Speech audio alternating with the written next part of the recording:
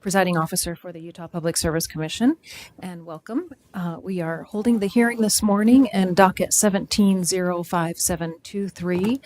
This docket is entitled Application of Dominion Energy Utah to change the infrastructure rate adjustment.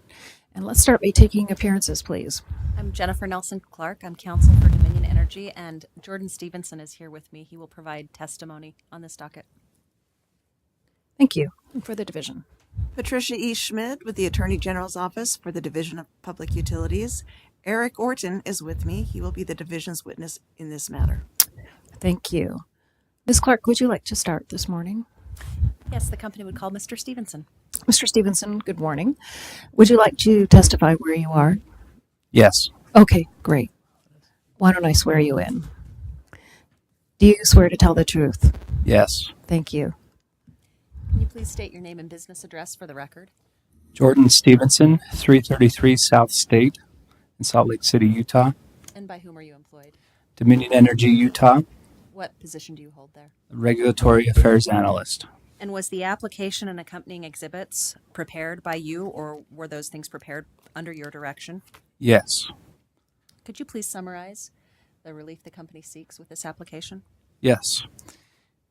In this docket, the company seeks to adjust the infrastructure tracker replacement rate to include approximately $7 million of investment related to the replacement projects that were in service as of October 31st, 2017. The majority of this additional investment occurred in the Feeder Line 21 and Salt Lake Belt Main projects in the months following the previous tracker filing. In addition, the company also seeks to begin amortization of interruptible penalties collected earlier in 2017 by including the total collected amount of approximately $658,000 as a reduction to the tracker revenue requirement. These changes result in a reduction of 49 cents per year, or 0.07%, paid by a typical customer using 80 decatherms per year. And this concludes my summary. The company would move for the admission of the application in this matter, along with accompanying exhibits 1.1 through 1.6. Any objection?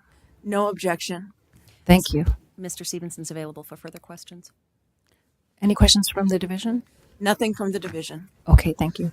I do have a question, but before we go there, Sherry, is there any way to adjust my mic? I feel like I'm... Oh, okay. I feel like I'm in Star Wars or something.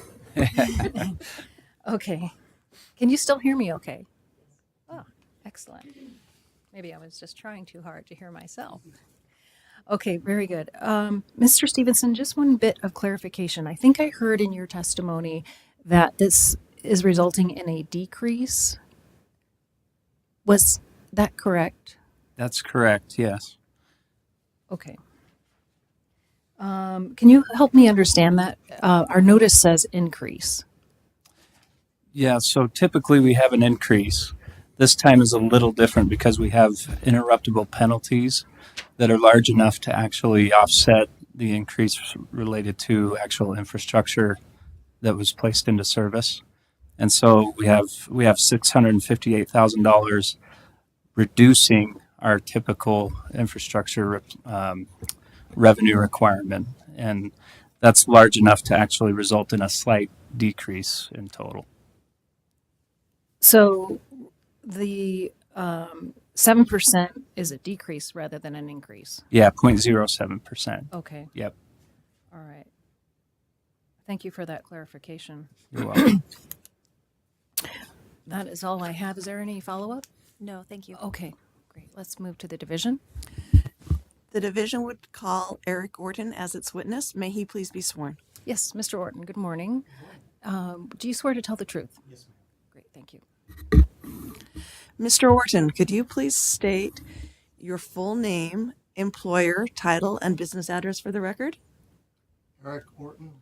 I'm a technical consultant for the Division of Public Utilities at the Heber Wells Building, 160 East, 300 South Salt Lake.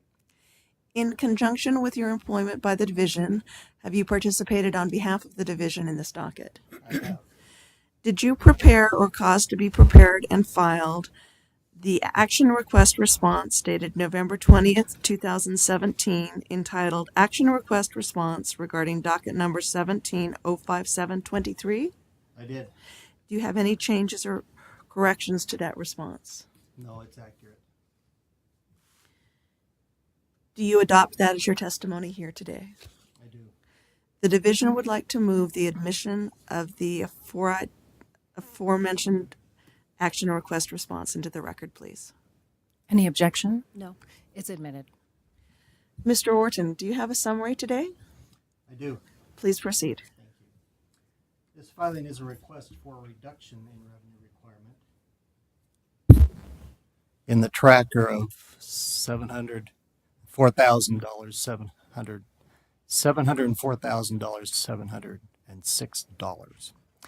In addition to the 2 months of closed tracker infrastructure from the past filing, the company discovered that it had erroneously excluded 2 IHP projects in the previous infrastructure rate adjustment filing, docket 17-05718. They were closed and placed into service but not recorded in the filing. These IHP projects totaled $303.25 million. And pardon me, before you proceed further, what is an IHP? Intermediate high pressure. Thank you. Also, during these same 2 months, an error was discovered, and some of the accumulated deferred income taxes that should have been included in last filing 2 months ago were not. Although the incorrect amount was ordered on an interim basis, the company has collected the incorrect amount for only 2 months, and they would like to correct that now. So it's necessary to include that revenue requirement reduction of $57,000 approximately. Finally, included in this filing is the tracker is a reduction resulting from the collection of the interruptible penalty, amount of $658,000 approximately. This credit represents the to-date total of penalty collected from the interruptible customers as a result of the January 6th, 2017 event. The company has been collecting these penalties from its interruptible customers for the past several months and now proposes to collect them in the tracker as the tariff specifies. In summary, with the plant increase, the additional IHP, intermediate high pressure infrastructure rate base, and the correction to the tax error and the interruptible penalty, the company has proposed a revenue requirement of $24.623 million, or an incremental revenue requirement reduction of $704,000. The division has reviewed the filing with the respective exhibits and tentatively agrees with the methods used by the company, and the division recommends approval on an interim basis. Thank you. Mr. Orton, what is the monthly decrease that an annual GS that a GS customer will receive on an annual basis? That's what the company witness said, and it's 0.07% or 49 cents. Thank you. Mr. Orton is now available for questions. The company has no questions. Mr. Orton, just one bit of clarification, please. You have clarified things very well, and I appreciate that. The Commission appreciates that. And I just wanted to clarify that inasmuch as the division is supporting interim rates, could you please clarify how the division's audit will play into that? I assume that it's pending the outcome of the audit. Yes, and that audit won't be completed until their 2017 books are closed. The company's books are closed, and we have time to go through that with some significant detail. Okay, very good. And the company has asked for this rate to take effect December 1st, 2017. The interim rate that you're supporting, do you also support it taking effect December 1st, 2017? Yeah, we don't see any reason to delay that. Okay, very good. All right. Anything else?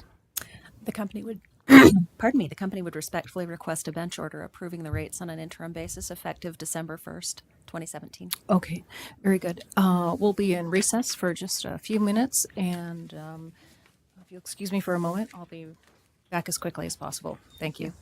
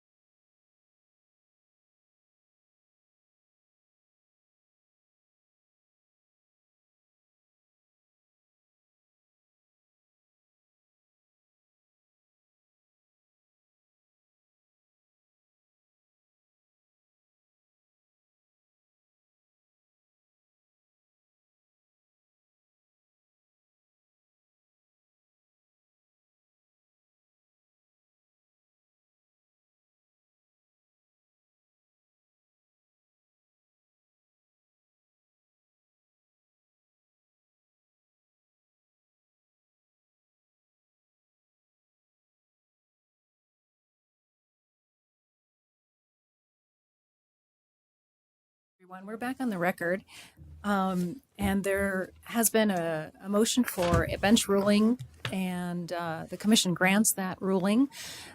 We are allowing the rates requested to take effect December 1st, 2017 on an interim basis, pending the outcome of the division's audit. And unless there's anything further, we base our decision based on the testimony given today and on the application.